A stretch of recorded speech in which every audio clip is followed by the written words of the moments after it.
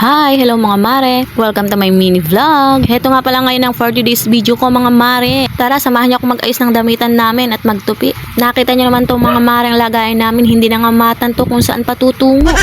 Ang mga kabahay ko kasi mga mare, pag kumuha ng damit, pati kaila-ilaliman kinakalkal. Kaya nga kahit araw-araw nga ako magtupi, ganyan pa rin ang mangyayari mga mare. Dati nga masipag ako magtupi ng mga damit, pero ngayon parang natatamad na nga ako mga mare. Paulit-ulit na nga ako nagsasabi dito sa mga kabahay ko na pag kumuha ng damit ay nasa ilalim ay wag kukuhanin. At kung nasa ilalim nga yung kukuhanin ay iangat na lang pataas. Aba mga mare, sasagot lang ng oo yan, pero mamaya-maya pag nakatalikod na ako ay hala, hiklat dito at hiklat doon ang ginagawa. Pati nga itong panganay ko pag kumuha nga ng damit sa kanyang damitan ay basta na lang kumuha, hugot dito ang ginagawa.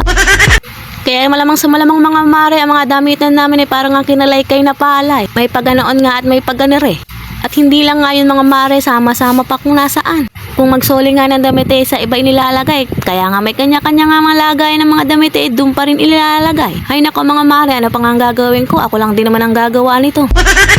Kaya heto at sisimulan ko lang ang pagtutupig at pag-aayos ng mga lagayan ng damit. At take note mga mare, may isa nga pala akong audience dito na nanonood sa akin. Buti na nga lang mga mare, tulog na nga yung isang maliit. Kung hindi hindi ko pa nga nasisimulan tong gagawin ko, baka maisoli ko na agad doon ulit. O siya mga mare, nauna ko na nga pa tong ayusin yung lagayan ng mga bata. Ang ginawa ko na nga lang mga mare, pinaghiwa-hiwalay ko na nga yung panlakad at yung mga pambahay. Dito nga sa isang lagayan ay yung kay batang maliit. Pinagsama-sama ko nga yung mga pambahay lang at yun lagi ang kinukuhanan pag nga kumukuha ng damit dito. Tapos nga hiniwalay ko na yung mga t-shirt, yung mga pangginaw. Pati nga yung mga nakaliitan niya ng damit sineparate ko na din. Naama ko na nga doon sa mga pajama at sa mga sambra. Diyos mio, kahit nga umuulan nga dito ay hindi naman maginaw. Kaya hindi naman kakailangan itong mga sambra na to. Kaya naman lang ihiwalay ko na nga ng lagayan para na hindi mabuklat dito sa lagayan ng mga pambahay. Kasunod ng mga mari, hiniwalay ko na nga rin yung mga panlakad ng mga dalawang bata. Para nga mare pag naghanap ng panlakad pag may lalakarin ito't isang hugutan na lang. Sa pangalawang lagayan nga mga mare, ito na nga kay batang makulit, ganun nga lang din ang ginawa ko sa kanya. Iniwalay ko na nga rin yung mga pambahay at panlakad para na hindi na mahugot pagka may huhugutin. Ito nga panganay kay walang pakundangan kumuha ng damit dito sa lagayan. Pag nga kumuha ng damit ay basta na lang hugot. Hindi na nga titingnan kung may magugulo o wala. Siyempre mga mare, isinunod ko rin yung mga damitan naming mag-asawa. Hiniwalay ko na nga yung mga panlakad ko pati mga pantalon. Pinagsama-sama ko na para isang hugot na lang kung may lalakarin. Yung kay Mr. naman mga mare, hiniwalay ko na nga rin yung mga pamlakad niya pati mga pumasok para hindi na madamay pa yung ibang damit na huhugutin. Wala namang ibang gagawa nito mga mare kundi ako lang kasi ako lang marunong magtiklop dito sa bahay. Basta nga gawaing bahay nakataok nga sa akin yan dahil ako nga lang ang babae. Yan nga mahirap pag sa isang bahay, ikaw nga lang ang babae, nasa iyo lahat ng tokang pambahay. Ay naman ko mga mare, mga kabahay ko, mga barako. Buti na nga lang at natutulong-tulungan ako ng mister sa pag-aalaga. Kundi all around katulong ang dating ko dito sa bahay. Laba, luto, linis, alaga ng bata. Tapos mga totoyo, ang pahay nako mga mare. Imbis na nga ako ang magtoyo, sila pa ang magtotoyo. Anyway mga mare, dito naman tayo sa panty at mga brief natin. Papakita ko nga sa inyo mga mare kung paano ako magtiklop ng mga underwear. Ganito nga yan mga mare, ilatag mo nga lang yung underwear tapos itupoy mo ng tatlo yung pinaka-garter niya. Papunta dun sa punja niya, wag mo nga lang isasagad mare. Tapos yung dalawang gilid mare, patupoy mo nga pagitna. Pagkatapos baligtarin mo mare at itupoy mo ulit. Yung tinupoy mo nga kanina, hugutin mo pataas at para mabilot yung panty. O siya, kung di nyo naintindihan yung sinasabi ko, panoorin nyo na lang mga mare kung paano magtiklop ng underwear. Ako nga rin kasi nalilito sa mga pinagsasabi ko dito. Kaya kung gusto nyong malaman paano magtupi ng underwear, panoorin nyo na lang at slow mo. At finally mga mare, natapos ko na din yung tiklupin at pinaglalagay ko na sa kanya-kanyang mga drawer. Very good nga tong anak ko dahil tinulungan niya ako sa paghuhulas na pinagkalatan namin dito sa pagtitiklop. Ano pang ginagawa nyo? Magtiklop na kayo, bye-bye! Hi! Hello mga mare! Wala nga tayo ibang ganang kundi ganito mga mare. Siyempre nga itaong bahay nga lang tayo dito kaya ganito lagi ang nakikita nyo. At para nga iba-iba ang makita niya dito nga ako sa labas nagbanlaw ng pinag-ihian ng aking anak. Binabandawan ko nga lang to ng maigi tsaka ako isasampay. Ginagamit ko nga lang pala ito pansapin sa banig pag nagtutulog sa tanghali yung bunso ko. Hindi ko nga kasi nilalagyan ng diaper pag araw. Kaya naman nilalagyan ko ng sapin pag natutulog sa tanghali. Para nga hindi mabasa yung kutso na hinihigaan namin. At pag naihian nga mga mare, tinatanggal ko na at binabanlawan ko lang nga agad dito at sinasampay. Niluluglugan ko naman yan ng may sabon.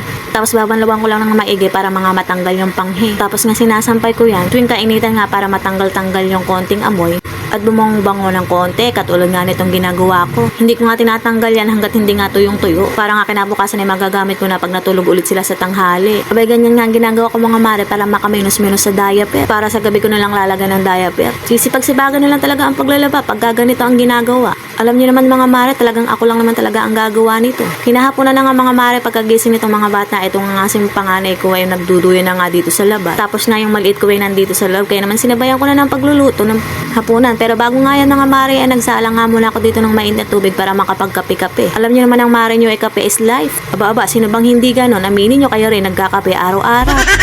At kahit nga nung kasagsagan ng kainitan ay nagkakape pa rin. Wala nga makakapigil sa tao pagkakape is life.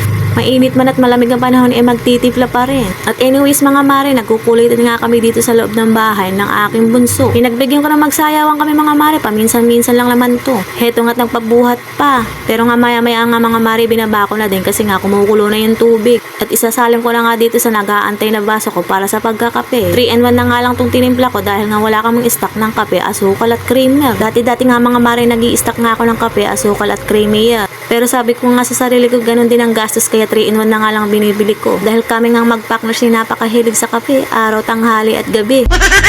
Pagkahigop ko nga ng kape mga mare, isinod ko na nga tong rice cooker at aking nilinisan. Alas 5 na nga ng hapon, kaya ako'y magsasaing na. Napakain ko nga ng maaga yung mga bata para pag nakatulog ay busog sila. Pero ganun pa rin mga mare, kahit nga busog sila, nangihingi pa rin sila ng gatas. 2 gatang na nga lang pala yung sinain ko kasi nga may tira pa naman ang kanin kaninang tanghalian. Yun na nga lang ang kakainin namin mag-iina, tapos kay mister itong 2 gatang. Sinasigurado ko nga mga mare sa inyo, may matitira pa dyan sa 2 gatang na yan. Dahil nga sa pamamahan nito mga mare, ako nga lang malakas kumain.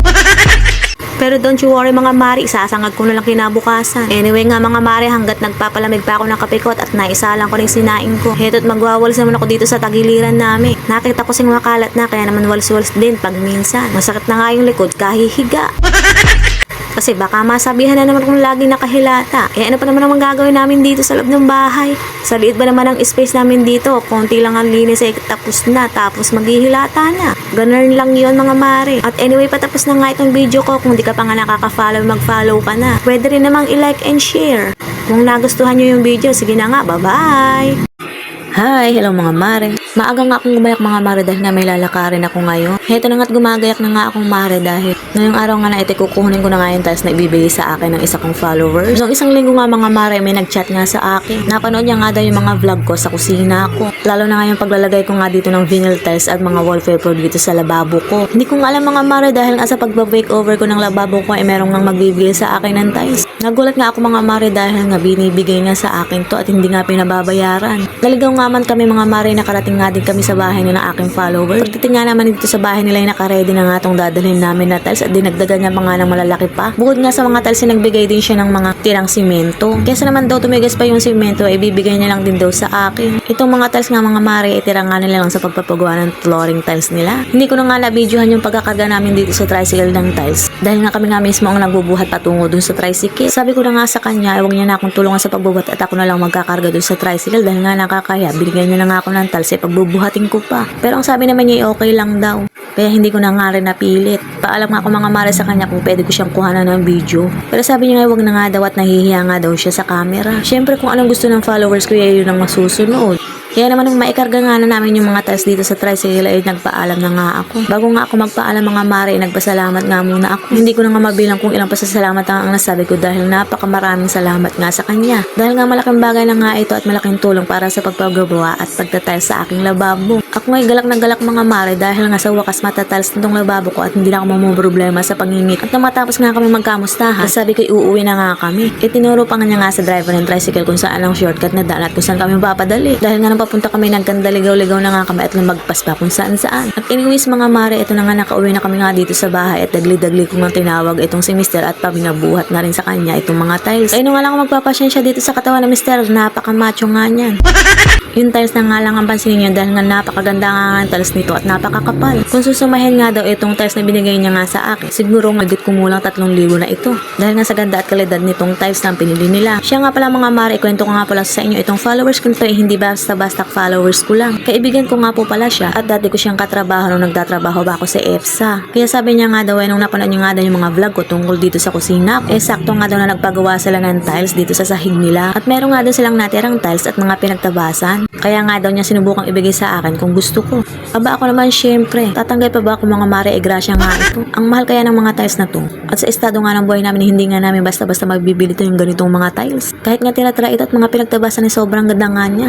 At natitiyak ko nga mga mare na hindi nga lang lababo ang mapaglalagay nito kundi pati ang CR namin. Kaya naman may isang nanay na naman tuntua para sa kanyang lababo makeover na naman. Kaya po siya nagbigay ng tiles sa akin. Maraming salamat po talaga sa iyo. God bless po sa iyo at sa buong pamilya mo. At sa pagbibigay ng tiles nga sa akin ay naway ibalik pa ng siksik liglig at umaapo pa na pagpapalam mula sa ating mahal na Panginoon. O siya mga mare, patapos na nga itong video ko. Kung di pa nga kayo nakafollow na kayo. Maraming salamat sa panonood. Bye-bye!